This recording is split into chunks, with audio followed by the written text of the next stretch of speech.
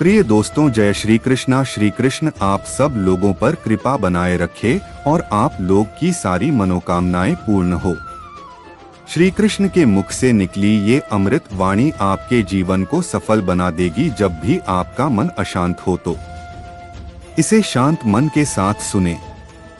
ये आपके ऊपर सकारात्मक असर डालेगी, साथ ही आपको जीवन में कुछ नया करने की प्रेरणा देगी।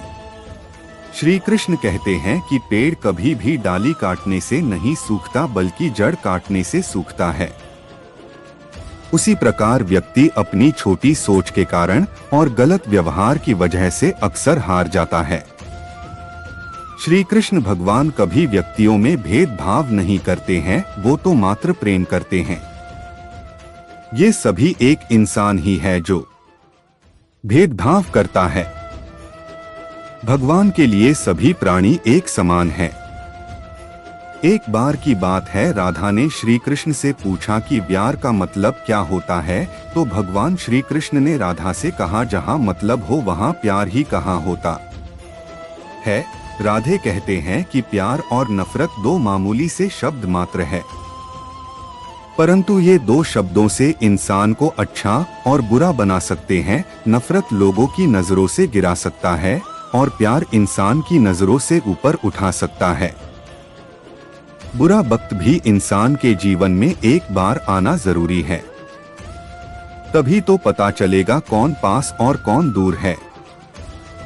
भगवान श्री कृष्ण कहते हैं, इस मानव जीवन का कोई भरोसा नहीं, इसलिए इसका उपयोग प्रेम के साथ करो, अपनों को समझो। उनसे नफरत करके जीवन अपना और उनका बर्बाद होने से बचा लो। भगवान श्री कृष्ण कहते हैं कि जिस तरह से लोग झूठ बात को कहने के लिए अनेक तैयारियां करते, मगर सच बात के लिए तैयारियां नहीं करनी पड़ती है। समय बहुत बलवान होता है, इसलिए समय के साथ चलो। अपने बलवानता के साथ नहीं, अपनी बलवानता के साथ चलोगे तो अपने ऊपर व्यय और घमंड करोगे, जो आपके लिए अच्छा नहीं है। अपने आप को दूसरों की कमियों को ढूंढने में मत लगाओ। अपनी कमियों के बारे में जागो और उन्हें दूर करने की कोशिश करो, क्योंकि कहा जाता है कि चिराग तले अंधेरा, इसलिए अंधेरा कम करने नहीं बल्कि दीपक जलाओ। प्रेम से सभी के मन में राज करोगे। श्री कृष्ण कहते हैं, परिस्थितियों से भागो मत, उसके सामने डटकर खड़े हो जाओ, क्योंकि कर्म करना ही मानव जीवन का पहला कर्तव्य है। हम कर्मों से ही परेशानियों से जीत सकते हैं।